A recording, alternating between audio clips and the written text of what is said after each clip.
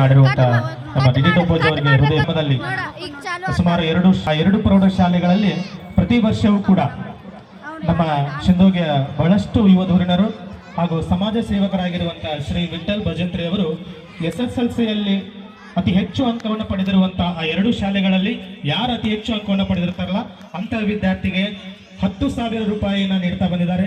ಈ ವರ್ಷವೂ ಕೂಡ ಸುಮಾರು 2025-26ನೇ ಸಾಲಿನಲ್ಲಿ ಅತಿ ಹೆಚ್ಚು ಅಂಕವನ್ನು ಪಡೆದಿರುವಂತಹ ವಿದ್ಯಾರ್ಥಿ ಸುಮಾರು 94% ಅನ್ನ ಮಾಡಿ ನಮ್ಮ ಶಿಂದೋಗಿ ಗ್ರಾಮಕ್ಕೆ ಬಹಳಷ್ಟು ಕೀರ್ತಿಯನ್ನ ತಂದಿರುವಂತಹ ವಿದ್ಯಾರ್ಥಿನಿ ನಮ್ಮ ಕಲ್ಮೇಶ್ವರ ಶಾಲೆಯ ವಿದ್ಯಾರ್ಥಿ ಕುಮಾರಿ ಆರೋಷಿ ಕದಂ.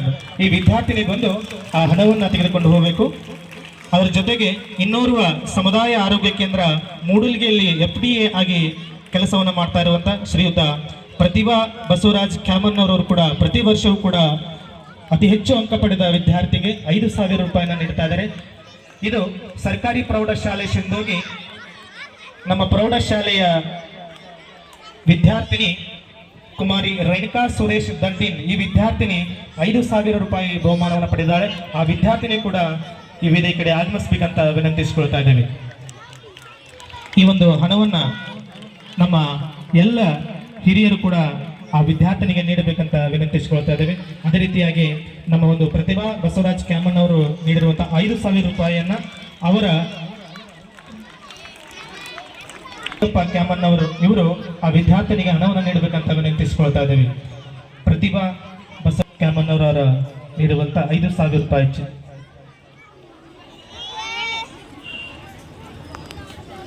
ಎಲ್ಲರೂ ಒಂದು ಜೋರಾದ ಚಪ್ಪಾಳೆಯನ್ನು ನೀಡುವುದರ ಮುಖಾಂತರವಾಗಿ ಆ ವಿದ್ಯಾರ್ಥಿಗಳನ್ನ ಹುರಿದುಂಬಿಸಬೇಕಂತ ವಿನಂತಿಸಿಕೊಳ್ತಾ ಇದ್ದೇನೆ. ಇನ್ನು ಸಾಕಷ್ಟು ವಿದ್ಯಾರ್ಥಿಗಳಿಗೆ ಹಣವನ್ನು ನೀಡುವಂತ ಆ ಶಕ್ತಿ ದೇವರು ಕರುಣಿಸಲಿ. ಪ್ರೌಢಶಾಲೆಗೆ ಲೈಬ್ರರಿಗಾಗಿ ಪುಸ್ತಕ ಕಾಂಪಿಟೇಷನ್ ಪುಸ್ತಕಗಳನ್ನ ಖರೀದಿಗಾಗಿ ಜಯಶ್ರೀ ಬಸವರಾಜ್ ಕ್ಯಾಮನ್ ಅವರು SD ಗ್ರಾಮೀಣ ಅಭಿವೃದ್ಧಿ ಇಲಾಖೆ ಸವದತ್ತಿಯಲ್ಲಿ ಕೆಲಸ ಮಾಡ್ತಾ ಇದ್ದಾರೆ.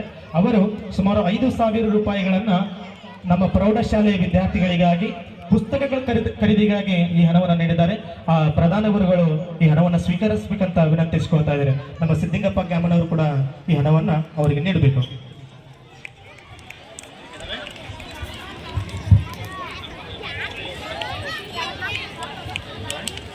ಪ್ರೇಕ್ಷಕರಲ್ಲಿ ಒಂದು ವಿನಂತಿ ಏನಪ್ಪಾ ಅಂತಂದ್ರೆ, ಅದೇ ರೀತಿಯಾಗಿ ನಮ್ಮ ಶಿಂದೋಗಿ ಸರ್ಕಾರಿ ಹಿರಿಯ ಪ್ರಾಥಮಿಕ ಶಾಲೆ ನಮ್ಮ ಶಾಲೆಗೆ ನಮ್ಮ STMC ಸುಮಾರು 2024-25ನೇ ಸಾಲಿನಲ್ಲಿ ಚುನಾಯಿತರಾಗಿರುವಂತಹ ನಮ್ಮ 18 ಜನ STMC ಅಧ್ಯಕ್ಷರು, ಉಪಾಧ್ಯಕ್ಷರು, ಸರ್ವ ಸದಸ್ಯರು ಕೂಡಿಕೊಂಡು ನಮ್ಮ ಶಾಲೆಗೂ ಕೂಡ ನಾವೇನಾದ್ರೂ ಕೊಡಬೇಕು ಅನ್ನುವಂತ ಒಂದು ಹಿತದೃಷ್ಟಿಯಿಂದ ಏನು ಮಾಡಿದಾರಪ್ಪ ಅಂತಂದ್ರೆ, ನಮ್ಮ ಶಾಲೆಗೆ ನಮ್ಮ ಶಿಕ್ಷಕರಿಗಾಗಿ ಸುಮಾರು ಕಟ್ಟಿಗೆಯಿಂದ ನಿರ್ಮಿಸಲಾಗಿರುವಂತ ಉತ್ಕೃಷ್ಟ ಒಂದು ಟೇಬಲ್ಗಳನ್ನ ಅಂದ್ರೆ 8 ಟೇಬಲ್ ಅನ್ನ 8 ಕುರ್ಚಿಗಳನ್ನ ಸುಮಾರು 48,000 ರೂಪಾಯಿಯನ್ನ ನೀಡಿ 8 ಟೇಬಲ್ ಅನ್ನ 7 ಕುರ್ಚಿಗಳನ್ನ ನೀಡಿದ್ದಾರೆ.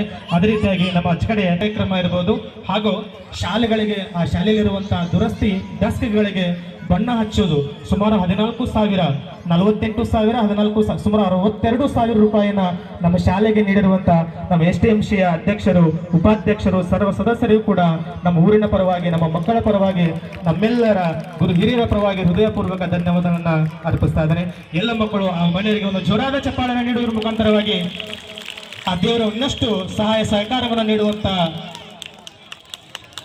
ಹಂಗೆ ಹೋಗಬಾರ್ದು ಅಂತ ಕೆಲಸ ಸುಮಾರು 20 kg ಸ್ವೀಟ್ ಅನ್ನ ನಮ್ಮ ಶಾಲೆಗೆ ನಮ್ಮ STMC ಅಧ್ಯಕ್ಷರು, ಉಪಾಧ್ಯಕ್ಷರು ನೀಡಿದ್ದಾರೆ.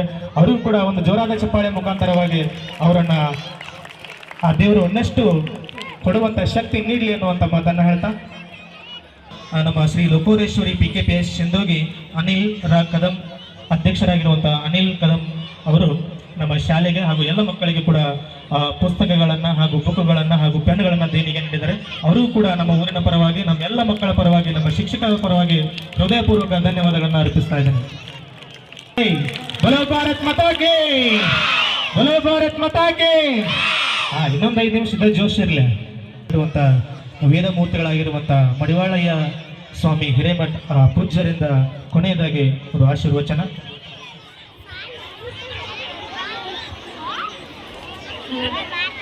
ಬಲೋ ಭಾರತ್ ಮಾತಾ ಕಿ, ಒಂದೇ ಒಂದೇ. ಈ ಭಾರತದ ದೇಶದ ಎಲ್ಲ ಮುಕ್ಕೋಟಿ ದೇವಾನುದೇವತೆಗಳನ್ನು ನನ್ನ ಹೃದಯದಲ್ಲಿ ಸ್ಮರಿಸಿಕೊಳ್ಳುತ್ತಾ ಹಾಗೂ ಈ ಭಾಗದ ಆದಿ ಜಗನ್ಮಾತೆ ಶ್ರೀ ಪದ್ಮಾದೇವಿಯನ್ನು ನನ್ನ ಹೃದಯದಲ್ಲಿ ಸ್ಮರಿಸಿಕೊಳ್ಳುತ್ತಾ 80ನೆಯ ಸ್ವತಂತ್ರ ದಿನಾಚರಣೆಯ ಅಧ್ಯಕ್ಷ ವಹಿಸಿರುವ ನಮ್ಮವರೇ ಆದಂಥ SDMC ಅಧ್ಯಕ್ಷರಾದಂಥ ಶ್ರೀಯುತ ಮಲ್ಲಪ್ಪ ಕೊಳ್ಳಿ ಹಾಗೂ ಉಪಾಧ್ಯಕ್ಷರಿಗೂ ಹಾಗೂ ಸರ್ವ ಸದಸ್ಯರಿಗೂ ಹಾಗೂ ಗ್ರಾಮ ಪಂಚಾಯತಿ ಅಧಿಕಾರಿಗಳಿಗೂ ಹಾಗೂ ಮಾಜಿ ಗ್ರಾಮ ಪಂಚಾಯತಿ ಅಧ್ಯಕ್ಷ ಉಪಾಧ್ಯಕ್ಷ ಸದಸ್ಯರಿಗೂ ಊರಿನ ಗುರು ಹಿರಿಯರಿಗೂ ಶರಣಾರ್ಥಿಗಳು.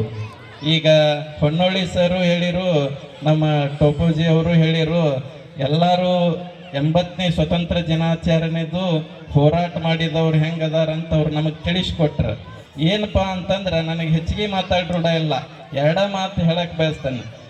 ಏನು ಹೇಳಕ್ಕೆ ಬಯಸ್ತಾನಪ್ಪ ಅಂತಂದ್ರೆ 1947ರಿಂದ ಉಪವಾಸ ಸತ್ಯಾಗ್ರಹ ಮಾಡಿ ಮಹಾತ್ಮ ಗಾಂಧೀಜಿಯವರಾಗಲಿ ಸುಭಾಷ್ ಚಂದ್ರ ಬೋಸ್ ಅವರಾಗಲಿ ಅವರೆಲ್ಲ ಸ್ವತಂತ್ರ ತಂದು ಕೊಟ್ರೆ 1947ರಾಗ ಅವ್ರ ಪ್ರಾಣ ಬದಿಗಿಟ್ಟ ನಮಗೆ ಸ್ವತಂತ್ರ ತಂದು ಕೊಟ್ಟಾರ.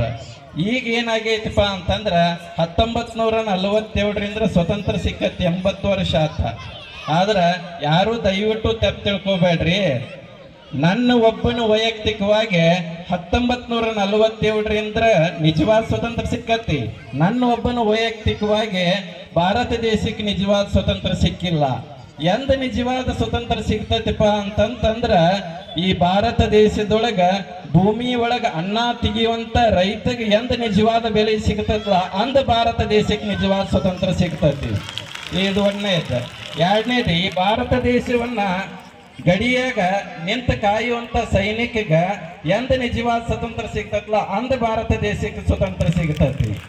ಮೂರನೇದು ಇನ್ನೊಂದು ಹೇಳಕ್ ಇಷ್ಟಪಡ್ತಾನೋ, ಇವ್ರ ಒಂದಷ್ಟು ಮಂದಿ ತಪ್ಪು ತಿಳ್ಕೊಬೇಡ್ರಿ, ಭಾರತ ದೇಶಕ್ಕೆ ಮೂರನೇದು ಸ್ವತಂತ್ರ ಸಿಗೋದು ಯಾವಾಗಪ್ಪ ಅಂತಂದ್ರ ಈ ಭಾರತ ದೇಶದೊಳಗೆ ಕಾಕಿ ಅರಿವಿ ತೊಟ್ಟ ಪೊಲೀಸ್ ಇಲಾಖೆ ಒಳಗೆ ವರ್ಕ್ ಏನ್ ಮಾಡ್ತಿರ್ತಾರಲ್ಲ ಅವರಿಗೆ ರವಿವಾರ ಎಂದ ರಜಾ ಸಿಗ್ತತ್ಲ ಅಂದ ಭಾರತ ದೇಶಕ್ಕೆ ನಿಜವಾದ ಸ್ವತಂತ್ರ ಸಿಗ್ತಂತ ಹೇಳುತ್ತಾ ನನ್ನ ಮಾತನ್ನು ಮುಗಿಸುತ್ತೇನೆ. ಜೈ ಹಿಂದ್, ಜೈ ಕರ್ನಾಟಕ. ಹಾಗೂ ನಮ್ಮ ದೇಶದ ಗುರುತು